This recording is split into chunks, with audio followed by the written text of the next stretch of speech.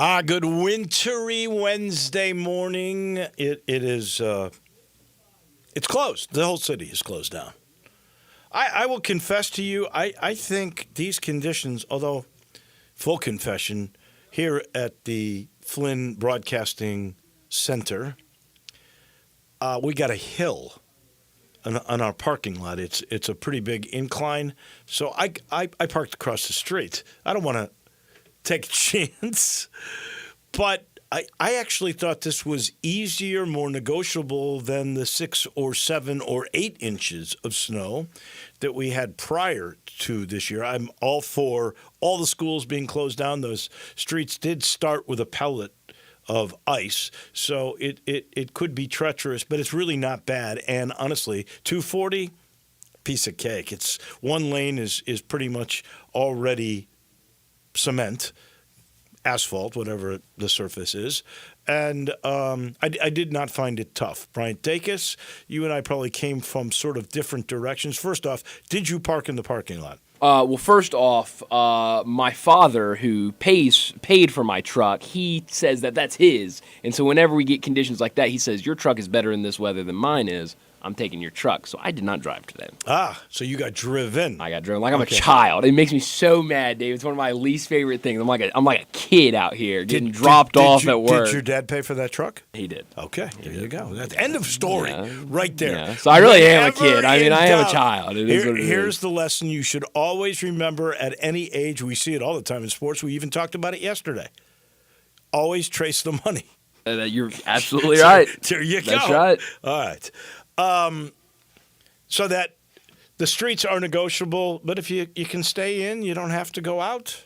Don't go out. It's that simple, but it's not as bad as some people may be making out. These streets, like I took Walnut Grove to 240.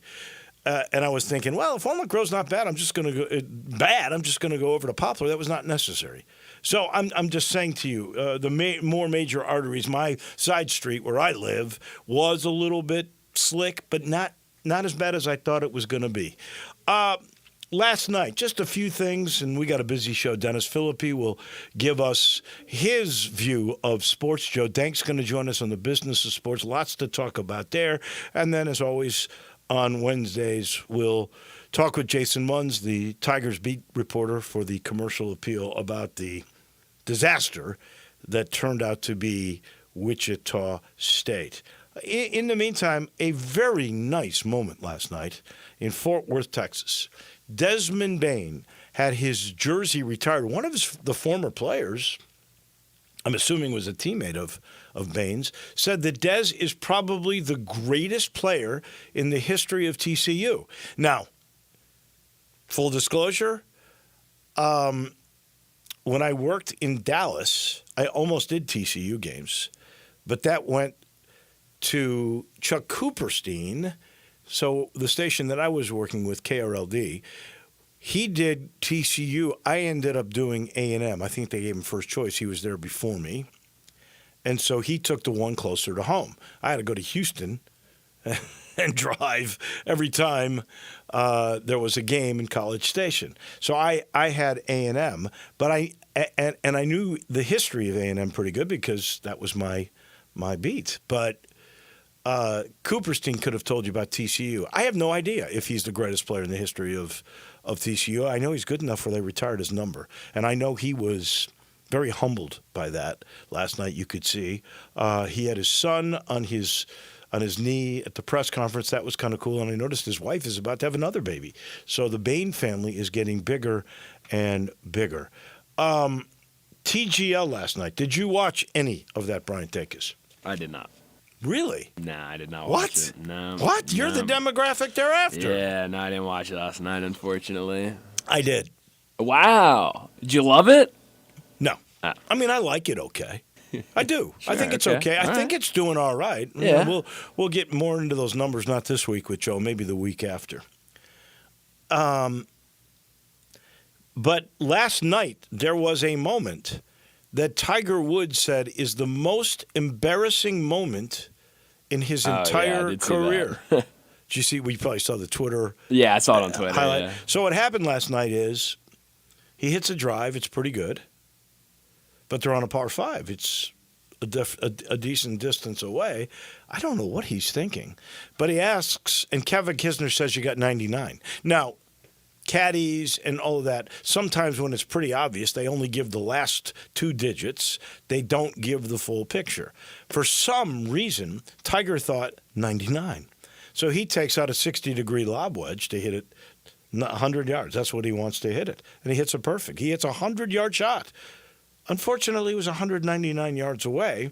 And I guess when Kisner said 99, he just thought, well, Tiger will know. Just like most caddies would only give you your last 9 digits. They're all 2 digits. You're all looking at a computer anyway that's giving you this information because you're hitting it into a screen, right? I think the guys are having fun. Anyway, they lost again. I think they're 1-2. And that could be the same. New York was now 1-2 because they'd gotten embarrassed the first 2 times they played Ricky Fowler's team. Anyway, hard to believe that he could do that. And he was laughing, and he goes, this is probably the most embarrassing moment in my golfing career. No embarrassment at all by Trina Prater's team. In case you don't know, Trina Prater is the new softball coach at the University of Memphis. Her team yesterday won a doubleheader over Mississippi Valley State. So they're now 8-3. You realize they won 6 games last year? Yeah. They've already surpassed last year's mark. But yesterday was pretty momentous. First game, a no-hitter, 5 innings, because they have a home 8-run rule. I think that was like 13-0, 15. I mean, he killed them, whatever it was. I think in one inning, 17 batters came to the plate, one frame. That's how much they control that particular game. And Riley Dugar, who I think is a senior, could be a junior, but she's been pitching the last couple of years, and I do some of their games on ESPN+. This Trina Prater coaching staff has really done a marvelous job. Now, some of this is the competition they're playing. And in full disclosure here, Stephanie Van Brakel Prothro played, I think, if we looked at the first 11 games the last couple of years, they would be tougher opponents than what Trina Prater has scheduled. But this is good to build confidence for this team. There's no doubt about that. And Dugar, who has always had a lot of potential, has struggled with execution, had a no-hitter. It's only the 14th no-hitter in Tiger softball history. So that was cool. And then in the nightcap game, again, they were big winners in 5 innings. They hit a grand slam, and I didn't realize this. It's just their 5th time in history that they hit a grand slam. What? I know. You're shaking your – the program's not been around that long. That's true. But just That's to think about shocking. this, they have more no-hitters than they have That's crazy. Almost triple no-hitters to That's grand slams. insane. Yeah, nuts. Anyway, that is the story. Congratulations to Trina Prater. I'm sitting here in the Family Leisure Studios. I know it doesn't feel like it, but spring is around the corner. Do you know, I think next Tuesday it's going to be near 70 degrees? That's right, yeah. And that's why everyone's sick. It's because we go from Exactly. 70 to 20 to 20 to 70. Well, and we're barely going to be above zero with the wind chill today. So this is kind of crazy. But honestly, it's around the corner because next week we're going to be in the 70s. And I'm urging you, get your pool ready, get your pool. The above-ground pools, they got the 2024 pricing, and get on the installation list right now. The patio sale continues. Patio furniture, listen to this. It's up to 70% off now with this preseason patio sale. And if you mention this ad, you get a $250 gift card on that furniture or a pool or a spa. So think about this. 70% off plus $250 if you say Wolo or you say Bryant or you say Sports 56. Now's the time to go. Maybe not today. Tomorrow is the time to go. Family Leisure, I-40 and Wooden Road. Memphis, you know what time it is? It's time for Dennis on Dave. Dennis on Dave. Dennis on Dave.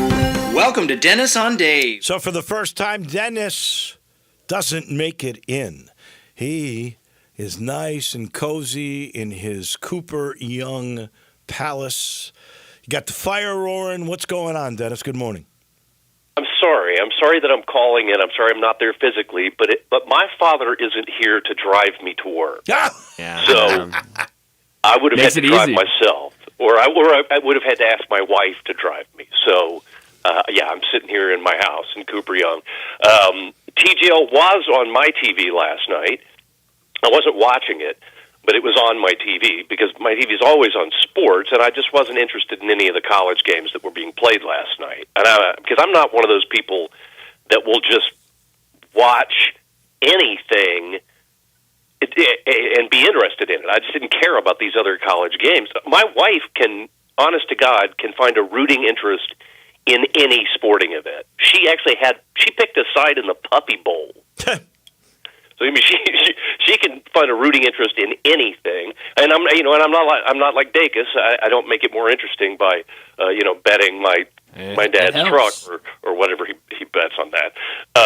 But it was on, and yes, Tiger did. He did the dumb thing. He hit 100 yards when he should have hit 200 yards. And as you said, he said it was one of the most embarrassing moments of my golfing career. Dave, Yes. this wasn't a part of his golfing career. This has nothing to do with his golfing career. TGL is not golf. I know. You gotta hit shots. You gotta putt. You gotta hit out of sand traps. I am gonna say this to you.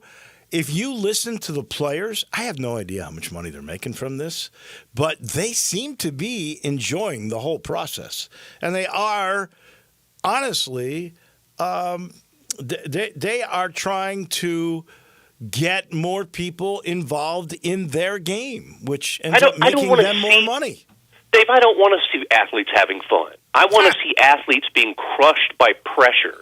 That's what I want to see. They don't feel any pressure because they're playing a video game, and they don't care. There's nothing on the line. This is not part of Tiger's career. I do think it's funny that Ricky Fowler, since he shaved and started wearing those glasses, now looks like Ricky Vaughn, Charlie Sheen in Major League. Oh, that's great. Yes. Now that I you wish say that was my line. That was our friend Jeff's line. Actually, good line. now, other parts of the world, I don't know if you saw this, but sorry, I'm scrolling up here.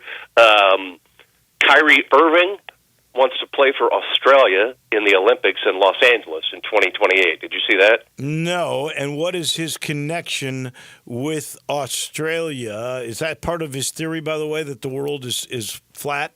See, now that's funny you mentioned that because he was born in Melbourne, Australia. I did not realize that. He was born in Melbourne, Australia, moved to the States, and still somehow believed the world was flat. Right. So not a bright guy, Kyrie Irving. And of course he wants to play for Australia because he hasn't made the U.S. team in 2 Olympics and 2 Pan Am games. Nobody wants him on the U.S. team, so why not go ahead and play for the Australian team so he can, lose in a different uniform. Giannis Antetokounmpo said he is open to the format of the All-Star game being the U.S. against the world. I'm for that, too. I'm not sure that's a phrase we want to be throwing around right now. U.S. against the world, there's enough of the world that already feels like that's what's going on. Yeah. But I'm sure he does want to play the U.S. against the world because he'd be playing on the world team, and they'd probably win. So, and certainly better than the format of this All-Star game. I couldn't even figure out what the format of this All-Star game was. No, it was terrible. And by the way, I'm going to probably talk with Joe a little bit about this, but the Four Nations Hockey Challenge, which has replaced their All-Star game? Yeah. Did you know that USA-Canada over the weekend, 4.4 million viewers? And do you know that normally the NBA TV ratings would be out? They're not out. And the speculation is they're so bad, the NBA is trying to hide it. Whoa, they're trying to hide the All-Star numbers? Yes. Well, change it, because it is terrible. It's unwatchable. I watched some of the hockey. I enjoyed the fight. That was fun.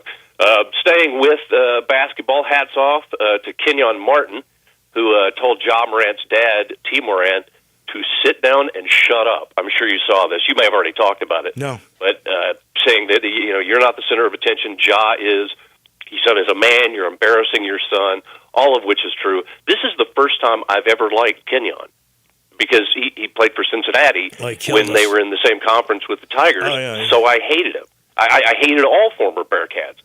I have a lot of sports grudges. So wait a second. Where did he say this directly, or was this a Twitter thing? I think it was a tweet. Okay. The NBA has new robots. Have you seen this? No. You know, it's true. Golden State, among others, are using them. They have 3 different kinds of robots. They have the automated basketball engine, or ABE, that is basically it's a big basket on wheels that tracks down balls, rebounds them, and passes them back to players during practice. Love And it. like Steph Curry loves it because the robot never has to take a break. It never needs water. He can just keep on shooting. So multi-million-dollar robot serving one purpose, throwing ball kids out of work. Way to go. That's incredible. That's one robot. What are the others? They have one set of robots that are the size of players, and they mimic offense and defensive plays so that the coach can use those when the players are not available for practice. And Steve Kerr is loving it because he can treat them like he really wants to treat players, because Steve Kerr has been seen cursing at these robots in practice. I can't quote him, but he has been cursing at them. And the third robot, I am not making this up, is a smaller version of the player robots that roam around the locker room. This is a direct quote. This is a showing lie. movies and giving motivational pep talks. You're making this one up.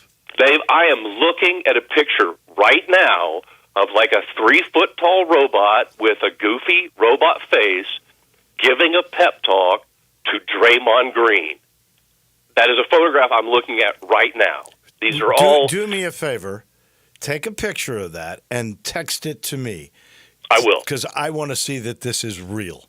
I'll send it to you. Honestly, I think this is a Philippi figment of imagination. I don't ever make this stuff up. I just dig deeper. That's what it is. I look for the strangest stories I can find, or most annoying stories like this one. Tom Brady has taken to signing Tom Brady HOF 2028 as his autograph. He's changed his autograph to go ahead and include himself in the Hall of Fame. Well, he's going to be in the Hall of Fame. Of course he is. There's no question he's going to be a first ballot Hall of Famer. Yeah. Of course he is. But apparently it's sort of an unwritten rule that you don't start calling yourself a Hall of Famer Till you're in. until you're actually a Hall of Famer. Well, But he's going ahead and putting a HOF on his autograph anyway. What is bigger, Brady's legacy or Brady's ego? He's got such a great legacy, he can afford to have a gigantic ego. I guess so. Just as much as he can afford to have a gigantic contract to be a mediocre broadcaster. Yes. Let's see.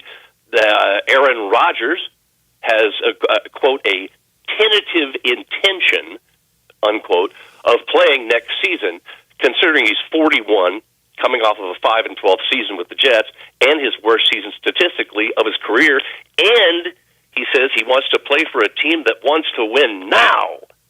That's a problem, because a team that wants to win now wants nothing to do with Aaron Rodgers. I'm with you. They would not be interested in a 41-year-old guy who had a terrible year last year. Yeah, I mean, statistically, the worst year of his career, and he got better, later in the season, but he was still terrible. Now, I think when we've talked about this, that Deion Sanders has yet to make a single in-home visit or a high school scouting trip while being the coach of Colorado. That's how big a star he is. He doesn't have to even go to recruit kids. They come to him. Well, he just grabs them from the portal, or if it's a high school kid, they know who he is. They talk to him on the phone. Yeah, I mean, he doesn't have to go anywhere to get kids. Cam Ward, who, as you know, sat out the second half of the Pop-Tarts Bowl after he set the touchdown record, has let it be known that he is going to hold a grudge against whatever teams in the NFL don't draft him. So he's going to hold a grudge against 31 teams, and presumably the only one that he won't hold a grudge against is the Titans. Or if Shador goes there, he can hold hold a grudge against the rest of the league while wearing a Browns uniform. So that should work out great for him. Here's my thing. You've got to be a starter to have a grudge. I'm not sure Sanders or Ward are ever starters, big-time players in the NFL. That's just my sense of it. We'll see. I think Ward's got the better chance, though.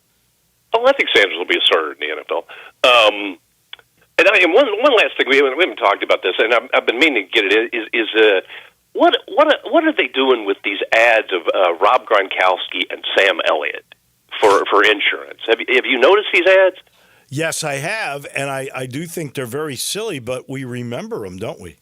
But I can't figure out what the point is, because it's like Gronkowski is Sam Elliott's caretaker, and who on earth would put Gronkowski in charge of anything? I wouldn't let him handle the remote control.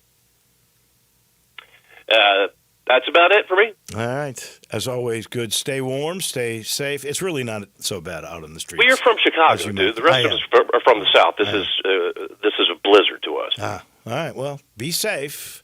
All right. And we'll see you next Wednesday. Looking forward to it. That's our man, Dennis Philippi, his view of the world of sports. We go to the business side of sports in just a minute. Joe Dank will join us momentarily. He'll be brought to you in part by Dinstall's. Yes, the holiday's over, right? Valentine's Day is over. But you still want to be on the good side with your partner, don't you? Or maybe woo somebody. The best way to woo them is to grab them chocolate-covered strawberries. Yes. This is what I'm talking about. Nobody does strawberries like Dinstall's. You know how they go, nobody dips them like Dinstall's? Well, you're getting two kinds of different dips with the strawberries, which are now available. And you know they're only available for half the year because they got to be fresh strawberries. And then they don't say dip. They say they are enrobed with this fondant, which breaks down the berry, makes it so sweet and so juicy. Then it is dipped in chocolate, and nobody can beat Dinstall's chocolate. Nobody can beat their fudge. That's been number one in a contest worldwide. Dinstall's. It's the sweetest taste of Memphis. 5 locations. Where they make it, where we were just at a week ago, that is on Pleasant View. In the burbs, Collierville and Germantown, you're covered. Downtown, you're covered. Or in my neck of the woods, Laurelwood. 5 different locations to get the best part of Memphis. The sweetest taste of all. That's Dinstall's. Sweet guy, Joe Dank. He's right around the corner. Broadcasting from the Family Business Studio.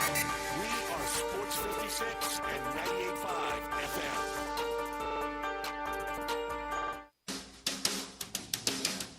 Attention homeowners, it's time to score big with Choate's air conditioning, heating, plumbing, and generators. For the first 50 callers who purchase a new carrier system, generator, or tankless water heater, choose between 60 months of no-interest financing or free air duct cleaning, a $500 value.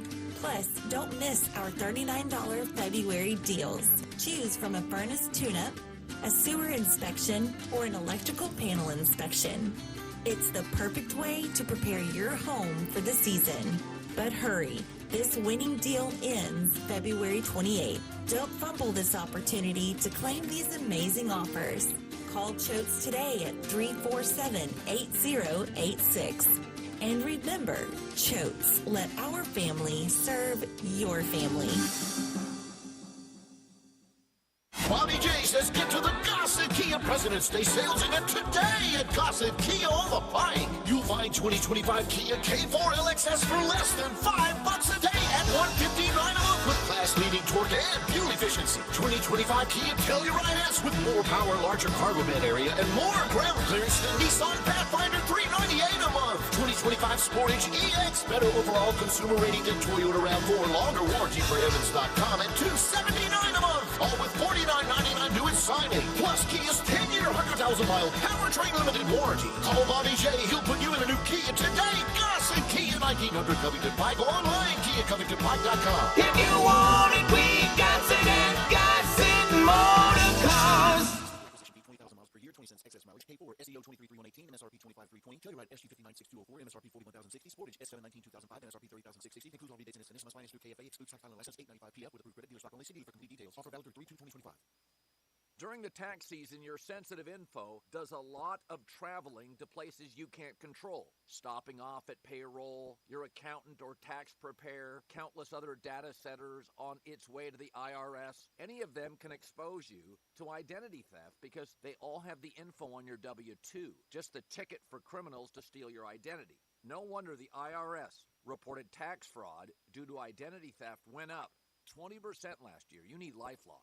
They monitor millions of data points per second, alert you to threats you'd miss. If your identity's stolen, LifeLock's U.S.-based restoration specialists fix it, backed by the $1 Million Protection Package. And restoration is guaranteed or your money back. Restoration specialists fix it, backed by the $1 Million Protection Package. And restoration is guaranteed or your money back.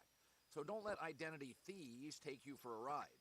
Get LifeLock protection for tax season and beyond. You join now and you can get up to 40% off your first year if you use the promo code HERD, H-E-R-D. Terms apply. That's lifelock.com, code HERD. KSIH is a proud supporter of the Mississippi Farm Bureau, and thanks to a membership benefits partnership, Mississippi Farm Bureau members receive a discount of up to $500 on every qualifying KSIH tractor and piece of equipment you purchase. This discount may be used with other promotions, rebates, or offers. So join Mid-South Ag Equipment and the Mississippi Farm Bureau and pocket up to $500 in savings. Call Mid-South Ag at 662-890-3141 to get your discount today.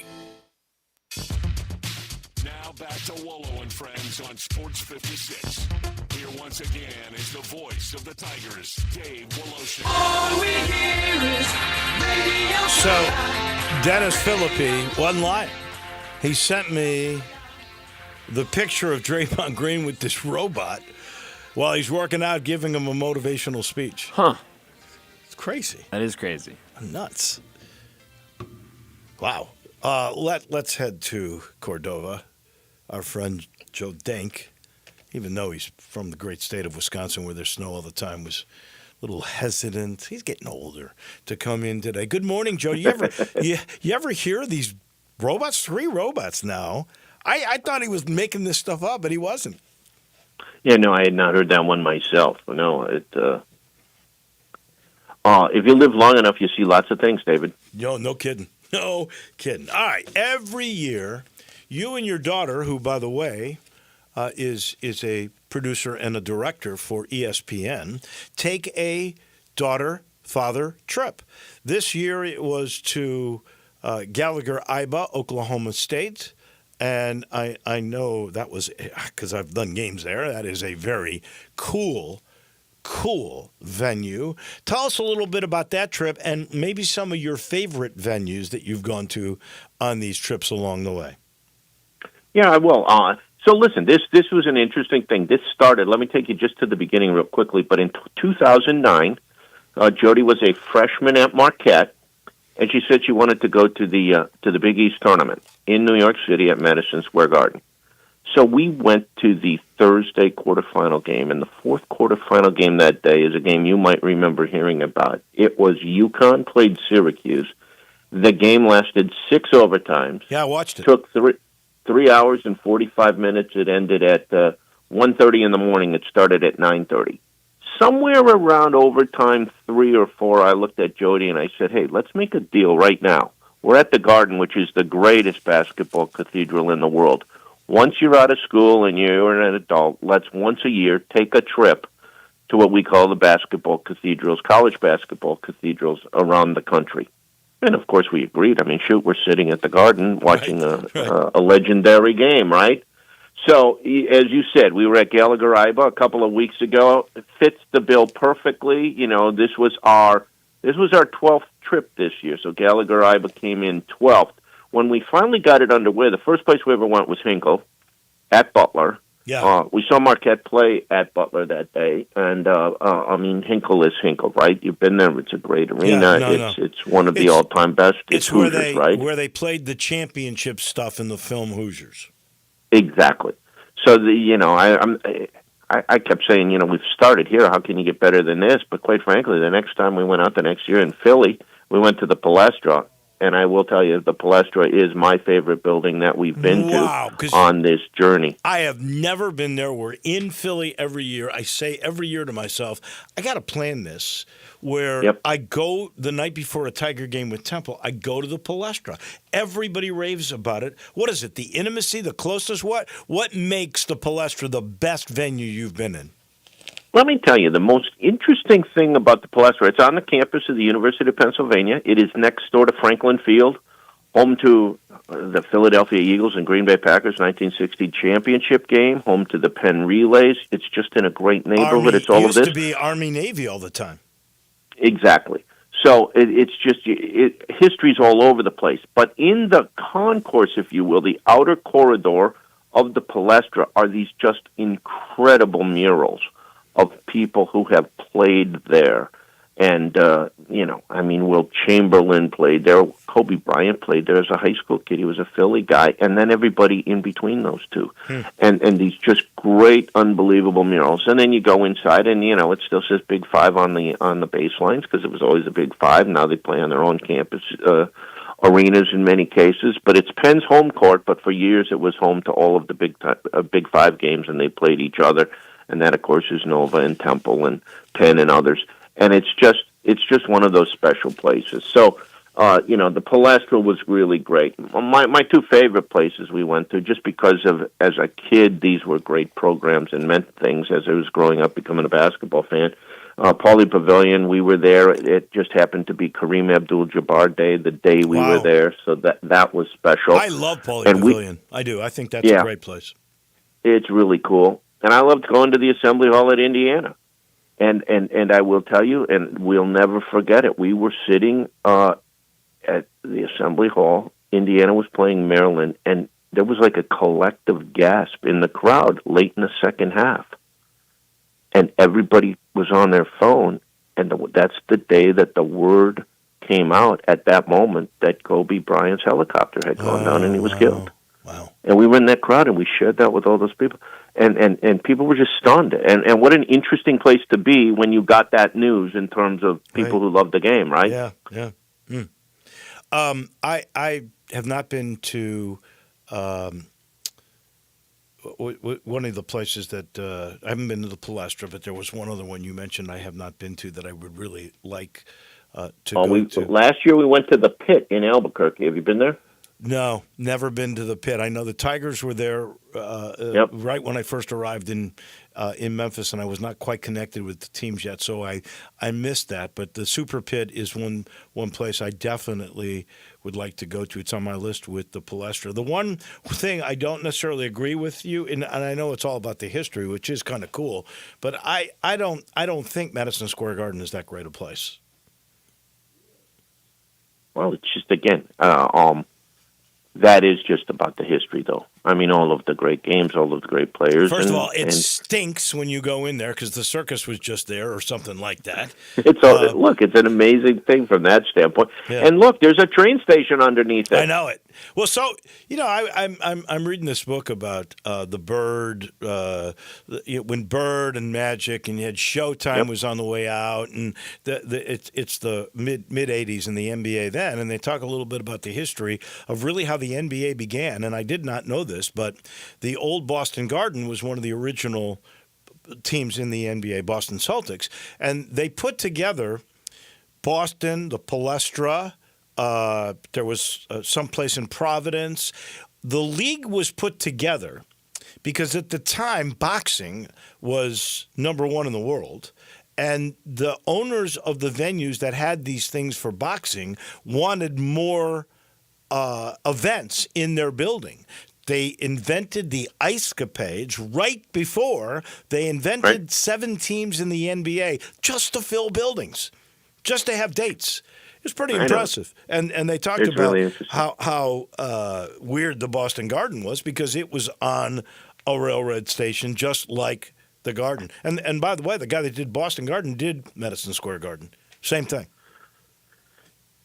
But those origin stories can really be interesting, and there were as many reasons that teams began as there were teams. It was just look, you can go back to the very, very beginning of the NBA, and the NBA played games in places like Waterloo, Iowa, and Sheboygan, Wisconsin, if you can believe it. I mean, Red Auerbach was famously thrown out of a game coaching a team at this old Armory building in Sheboygan, Wisconsin, and after he got tossed, he sneaked into the balcony upstairs and gave hand signals to the coaching staff. The rest didn't know he was up there. It's a great one. That is fantastic.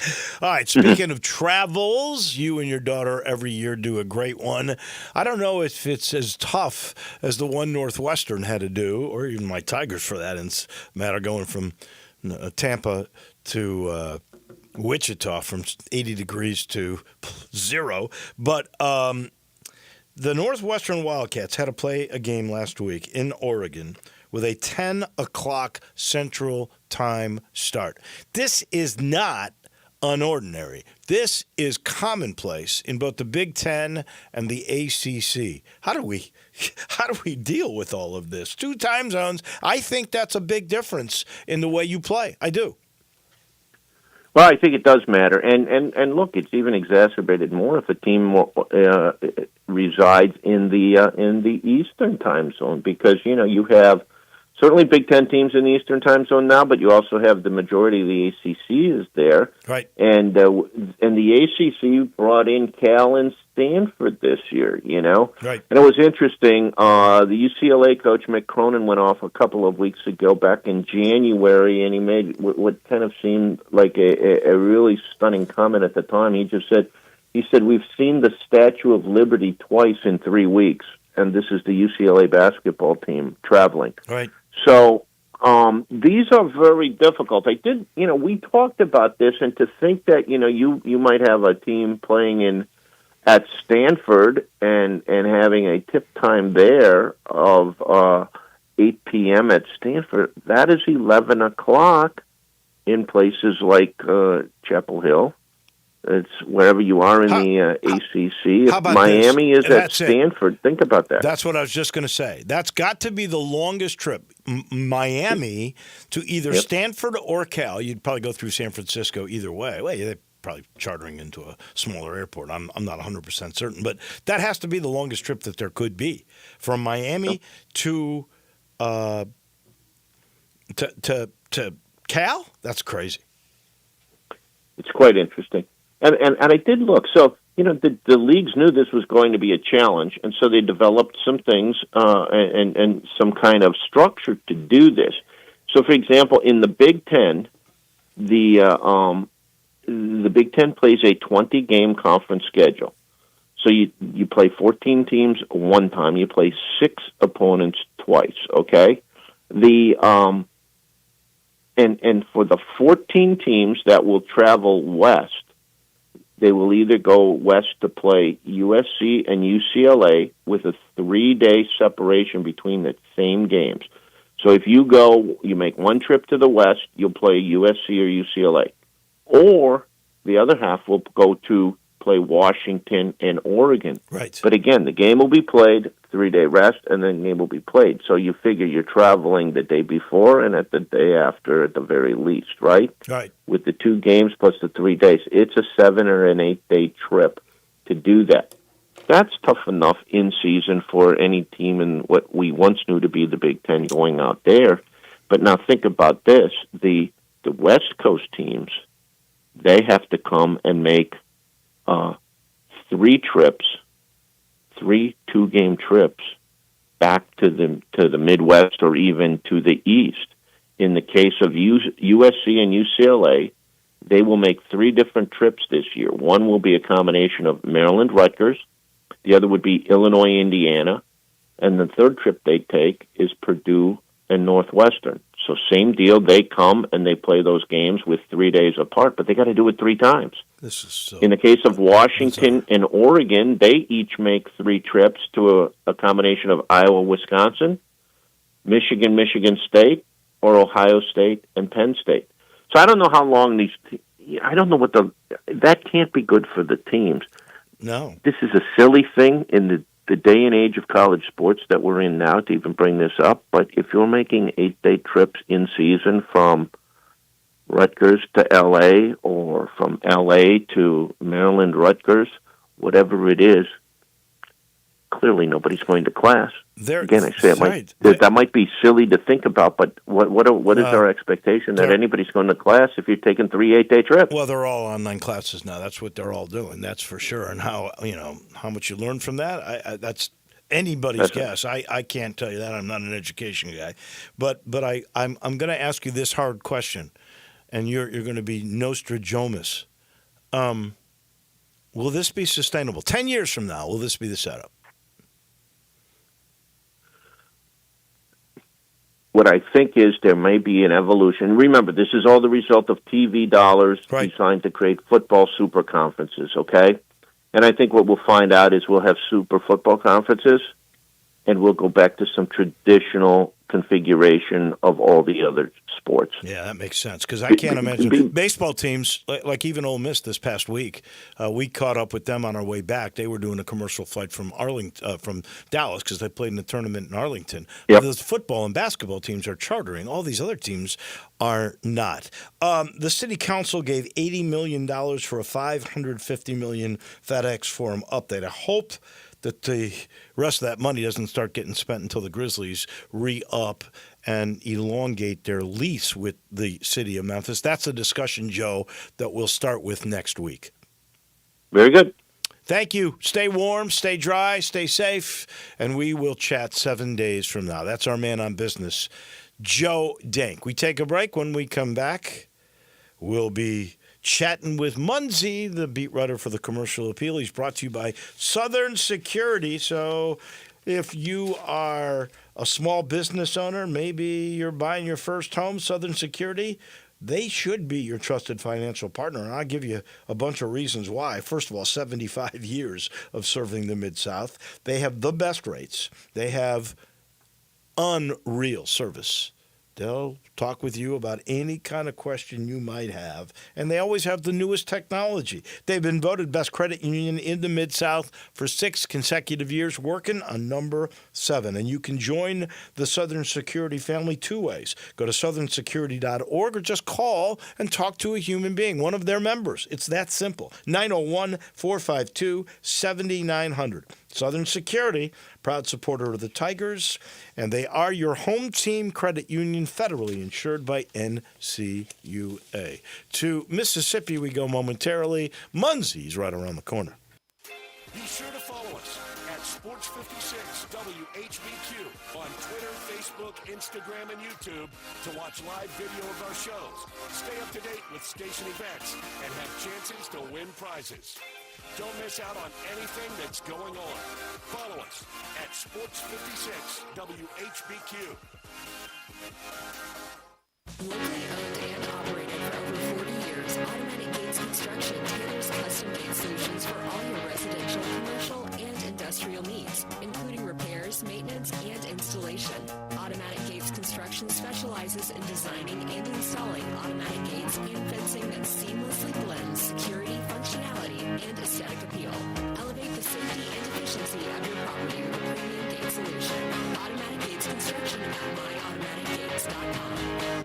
Wesley Financial Group is not a law firm. Do you find yourself stuck in a timeshare? Get the real facts about the timeshare industry and your options for cancellation. Chuck McDowell, founder of Wesley Financial Group, has put together a free information guide that reveals the secrets the timeshare industry doesn't want you to know, including the 5 ways to get rid of your timeshare. Call now and get this timeshare cancellation guide absolutely free. Call 800-822-1598. 800-822-1598. 800-822-1598. Paid for by Wesley Financial Group. This is Sheldon Rosengarten with Mark's Benstorff Realtors.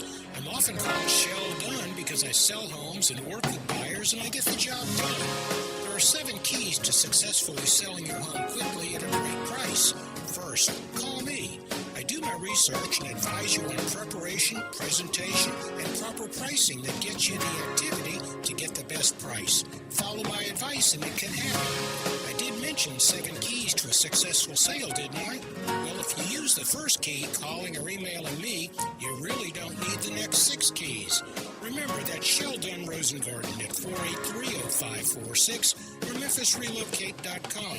If you don't need me now, write it down for later or for a friend. That's Shell Done at 483-0546 at MemphisRelocate.com. Do it now, and who knows, you may hear your home advertised here. Remember, as bad a golfer as I am, when selling homes, Shell Done gets it done.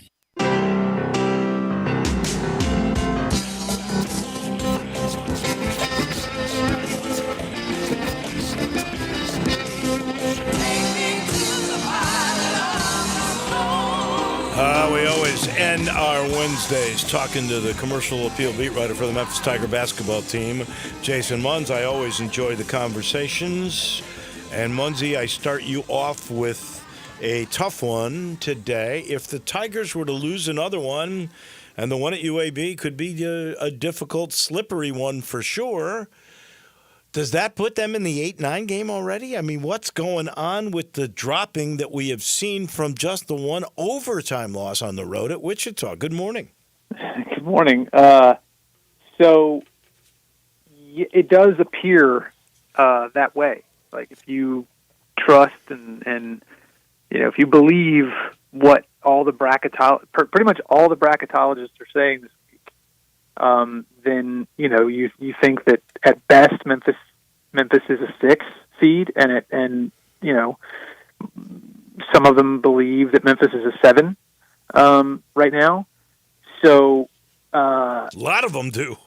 Yeah. So like you're looking at basically, the consensus is either a 6 or a 7, somewhere in that neighborhood. Now, the reason for that is because Memphis has 3 quad 3 losses, and that's really it. That's pretty much it. Temple and Wichita State could end up being quad 2 losses, correct? There is that possibility.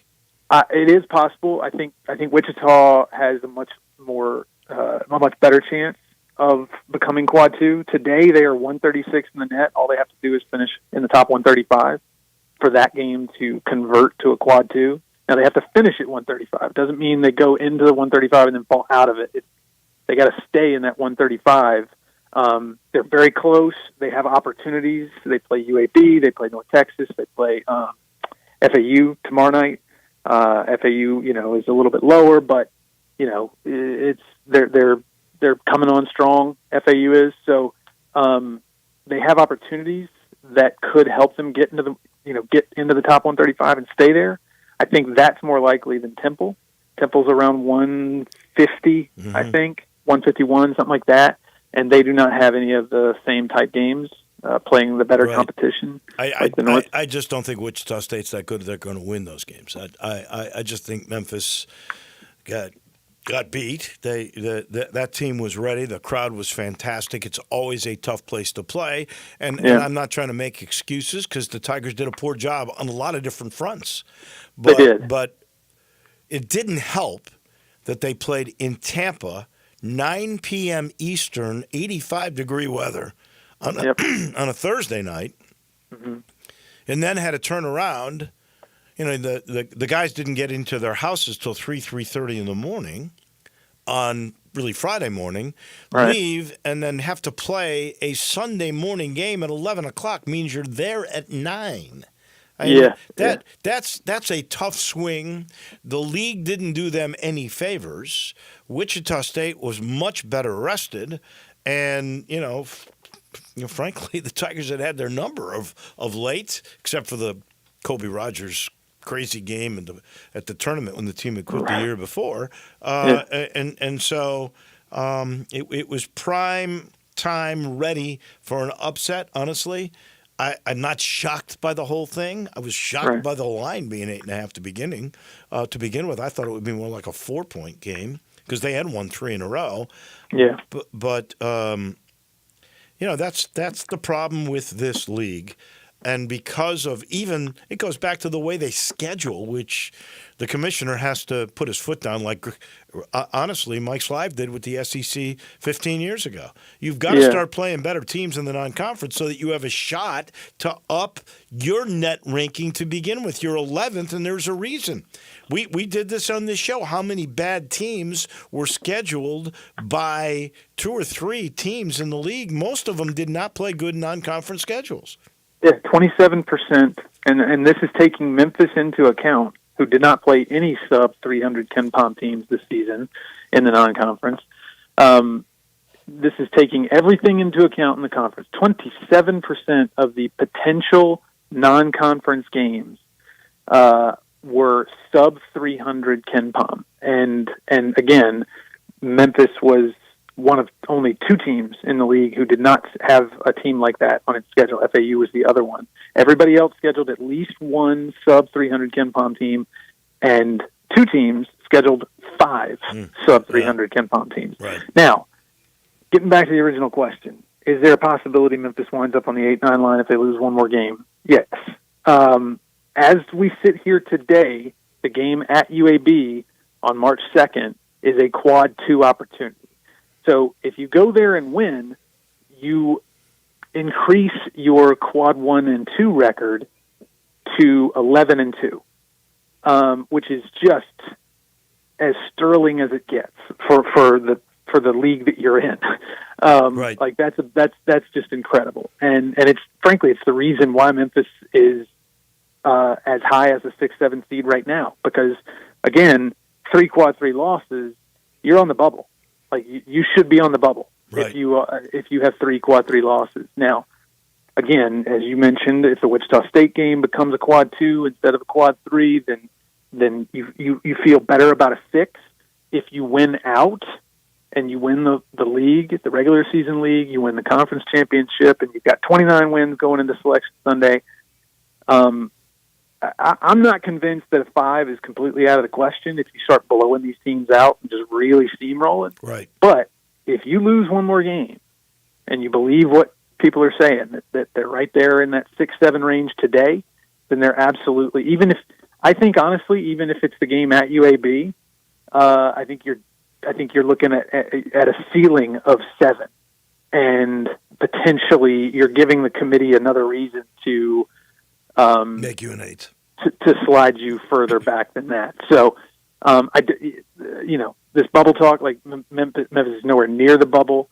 They're as close to a lock as you can possibly be without actually being a lock. But again, the landmines are still out there.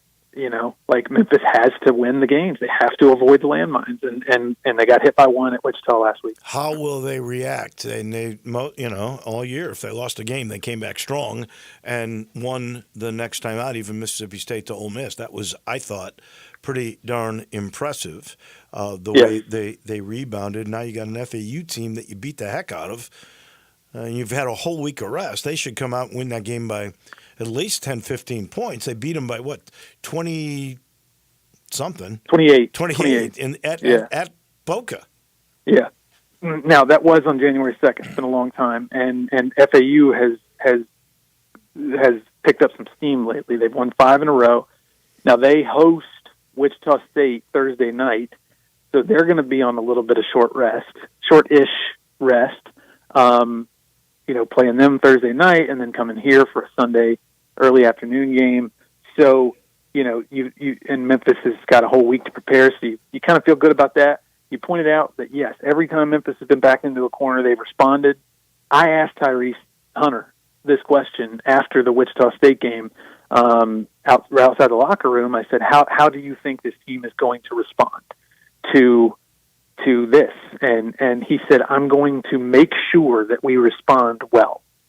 And, I put that video clip out on social media, and it made a lot of Memphis fans feel pretty good about, where things, I think a lot of Memphis fans have, that recency sort of skittishness about the way things happened last year, and they're nervous about things going south this year at the drop of any, like when's the other shoe going to drop sort of thing.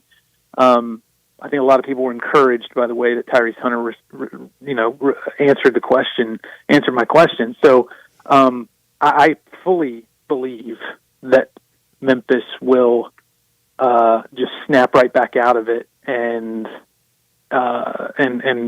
get back on the right track. How will Dane Danger respond? He had the worst game in a Memphis uniform that I've seen him play. He got hit in the mouth by Quincy Ballard early in the game and never responded. I hate to say it. And I think he is incredibly important. When he plays well with the guards, then I think it's a second weekend NCAA team. But I think he's that important to the team. No doubt. The concerning thing, I think, with Dane is that every time, like against Auburn, he got pushed around a little bit, but he finished the game with 14 points. He's had games where it hasn't looked very good in the first half, but then he turns on the Jets and will score like 18 or 20 in the second half. So the alarming thing is that this is the first time that didn't happen. And so, yeah, you hope that it's just it's a one-off, and so far it has been. It has been a one-off. I have a hunch that he is going to rebound the same way I think this team will. And you're right.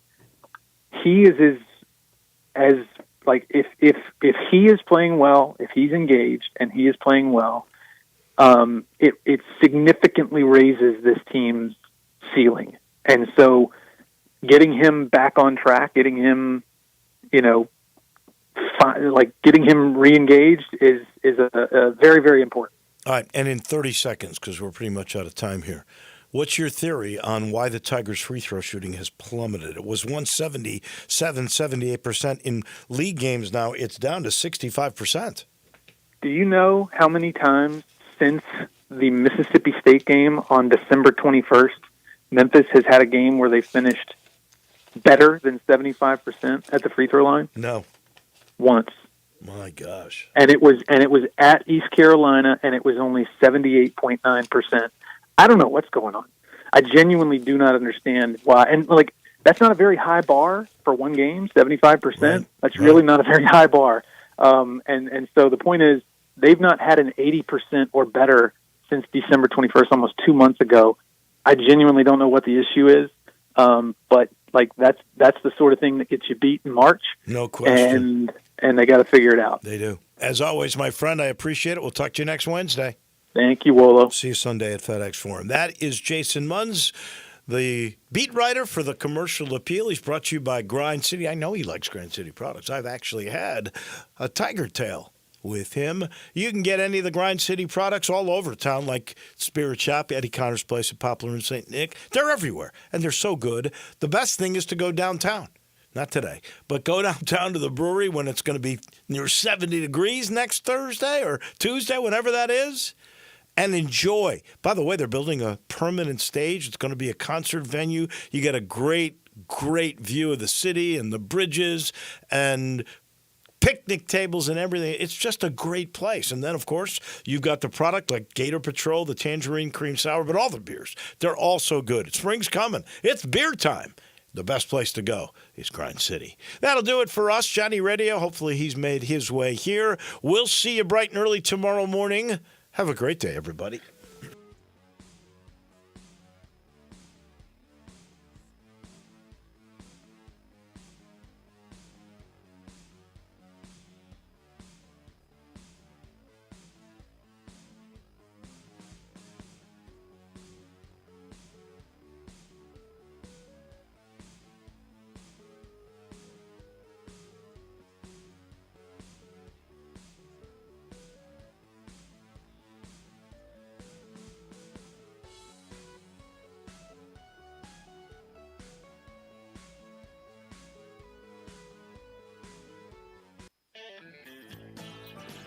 Hi, this is Troy Five Ash, owner of Five Ash Roofing. Did you know there are so many roofing companies in Memphis that